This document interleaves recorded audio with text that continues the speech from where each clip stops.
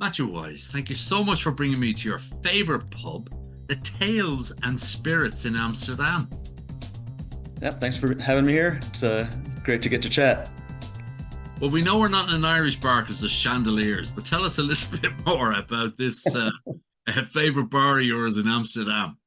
All right, well, I've only been here a handful of times, but it was suggested to us as a top 50 cocktail bar in the world. So about 8 years ago, my wife and I were getting ready to move to the Netherlands when we were getting everything started and decided why not to give it a shot.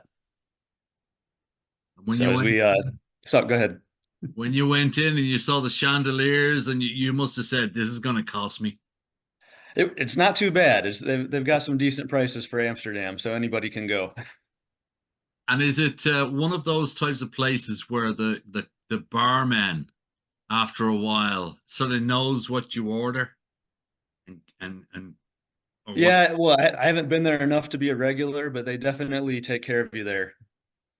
Fantastic. And I'd say Yeah. again, if it was an Irish bar, those and after a few pina coladas, the old chandeliers would be used as something to swing out of. But it looks like a really good establishment. No televisions or any of that modern stuff, as Oh, far as I can see. yeah, a good place to sit and chat. They have a nice outside space that can get filled up pretty quickly, but yeah, great little spot. And of course, you were there for a while, so you were semi-native, right? Yes, yeah, about 6 years. Oh, bit of Dutch. Speak a bit of Dutch. I can still understand more than I can speak, but I still try to keep up my practice and my listening. Would you've had any? Would you've had any at all when you went? Oh no, I had zero Dutch before I first got there.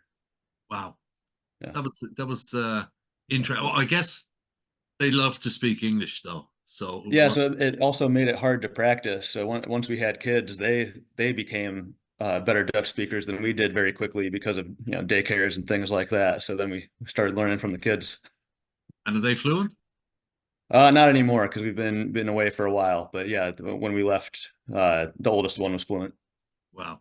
It'll be good to see in the future. They often say if you learn a language young, it gives you a better chance of learning other languages later on. Yeah, for sure. Let's see. So we're sitting there, bar's emptied, me and you, and you've decided you're going to regale us with a quote. What would be a what would be a quote that you love and you live by? So I haven't really committed a lot of people's quotes to my mind, but my wife and I were updating our office a little bit, and she found this great decoration. It looks like a chalkboard, and it just says everything is figure outable. Which I know figure outable isn't even a real word, but the more I thought it, I was like, I need one of those behind me in the office because that's really how I've probably lived my engineering life, and then all the projects and business and all the company stuff in Europe. That's kind of been the mantra is we're just going to figure it out and keep moving forward. I love when people make up words. It's a great word though. Yeah. Figure outable. It should be a word if it's not a word. That's why I like it, I guess. And when you weaved in there a little nugget about being an engineer, and yet when I meet really great engineers later on in their careers, they're also great communicators. I think that's the difference. I know probably more really good engineers, the great ones are able to weave in great communication skills. Is that something you've observed? Oh, for sure. It solves or keeps from happening most problems. Yeah, yeah, and I guess it's getting more and more where you can. Well, it was at the time you could Google the answer. Now you can nearly AI it or Chat GPT a lot of the details. So, do Yeah. you think that it's a set of skills that we need to work on more communication, particularly the engineering communities? Yeah, I think so, especially well, this part, the sitting and talking part, because so many people say, well, I'll send him a text or I'll send them an email.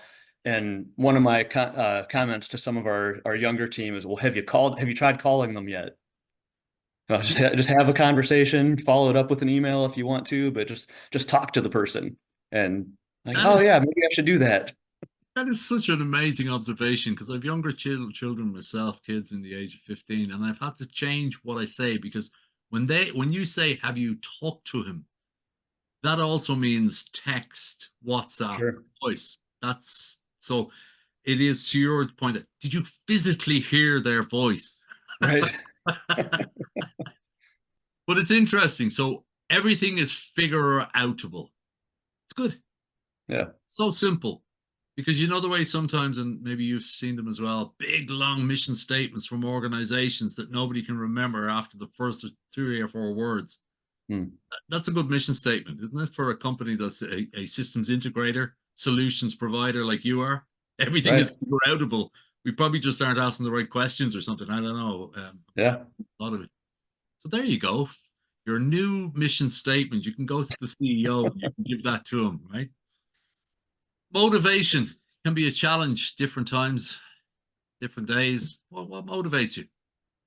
I'd say the biggest thing is having a goal or a next challenge. If there isn't one on the list, it's, maybe coming up with a next challenge.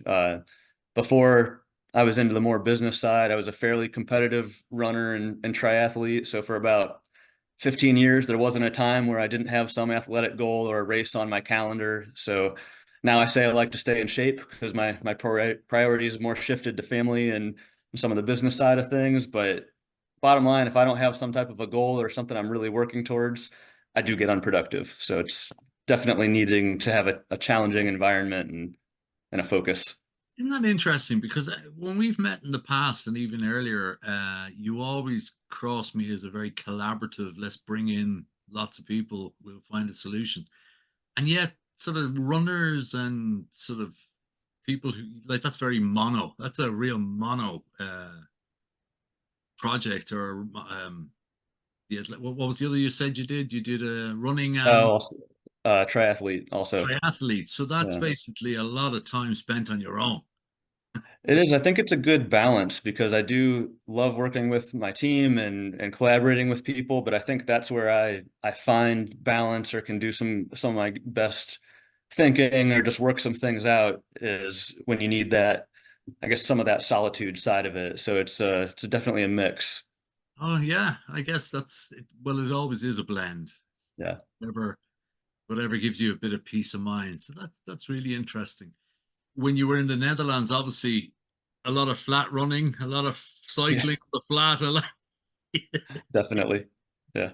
So you're a teacher, you're an engineer. You must have a few little nuggets in there. Teach me something that I mightn't know. All right. Well, keeping with my past athletic career, and since this is a data center focused organization, I thought I'd teach you something about um, more our bodies and how great of a heat exchanger we have built in. So something I learned from all the hot weather racing is if you're overheated, whether you're on vacation or working out or whatever, but your left hand is your best heat exchanger ever. So if you're overheated and you can't cool down, throw some ice or a cold drink in your left hand, and that's the shortest circulatory route up to your lungs and your heart, and it'll just start to naturally cool down your whole body. Yes, you have So taught me. that's the way to go. Isn't it extraordinary though? That's Yeah. an amazing story. But isn't it extraordinary that the amount of people you meet, including you or colleagues or whatever, who tell you everything about a motor car or tell you everything about a bicycle or a Hmm. crack unit or a data center, and they know nothing about their own physical body, me Yeah. included. I brush my teeth. Yeah. I go and I wash myself and all the rest. But it's extraordinary that I am 56, 57 years old and I never knew that. Well, I'm glad I picked something that I could actually teach you. Isn't it extraordinary? I Yeah. mean, whatever way it is. And yet, if you ask me anything about a computer, how it works, how the memory works, how it integrates with the RAM and the cache and the stuff, I'll tell you all about that because that's Yeah. what I learned. That's, I guess, and you answered the question is because you're cooling down your organs, right? You're basically getting whatever's there, the capillaries or the artery is carrying the. Wow. Yeah. Yeah, exactly. Okay. Unless, of course, you have a heart on the right hand side, then you're basically a different Oh, animal. yeah. That'd be a little bit backwards, but And finally, yeah. kindest thing anybody's ever done for you. Yeah, and this one was hard to pick one, or it's hard to pick one because it's more of um I think the definition of kindness is something that, something that someone does for someone else with no expectation of getting paid or getting something out of it. So it's really just those times where it's the random act of kindness where, it might save you a few minutes or just something where you're like, oh, that was really nice. They didn't need to do that. But a simple example, we had a snowstorm here in North Carolina a few years back, and I was still at work late. But one of my colleagues, he had the push broom from the warehouse, and he cleaned off his car, and he just went ahead and cleared off my whole car too. So when I went outside a little bit later, it was just, oh, that was great. I didn't have to unbury my car from a foot of snow because it was bad storm. So it was just one of those little things. It's just that was Yeah. really nice of him to take care of that. And I guess we can get overwhelmed because our natural instinct and media natural instinct is to surround ourselves with all the negativity that is, and with social media, it's even worse because ultimately, if it doesn't bleed, it doesn't lead to sell Yeah, papers. So sometimes it can become so, oh, is there anything good left in the world? sure.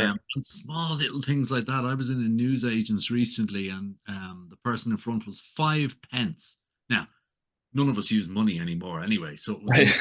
but it was of a certain age person that was 5 pence short, and the guy in between me and the lady just took 10p out of his pocket and just said, "That's fine." Yeah. And it's just great because we chatted about it. I said, "How lovely was that?" And thank you so much. And you just feel a bit more cheery, don't you? That Right. Yeah. Yeah. whatever it releases endorphins or serotonin, you actually felt, oh, okay, that's all right. But yeah, small little random acts of kindness. I like that. That's very good. So, Matthew, it's been short and sharp. Yeah. We've been across the Atlantic at least once, if not twice. Um, I was going to ask you, do your children curse in Dutch, but that would be inappropriate since they're very young. But thank you for your time and welcome to Sure. Host in Ireland. Welcome to Host in Ireland. Your first year. Thank you so much for joining us, and Yeah, thank we you. appreciate it. Thanks for giving us your time here today. Yeah, thank you. Well, we'll be in touch soon.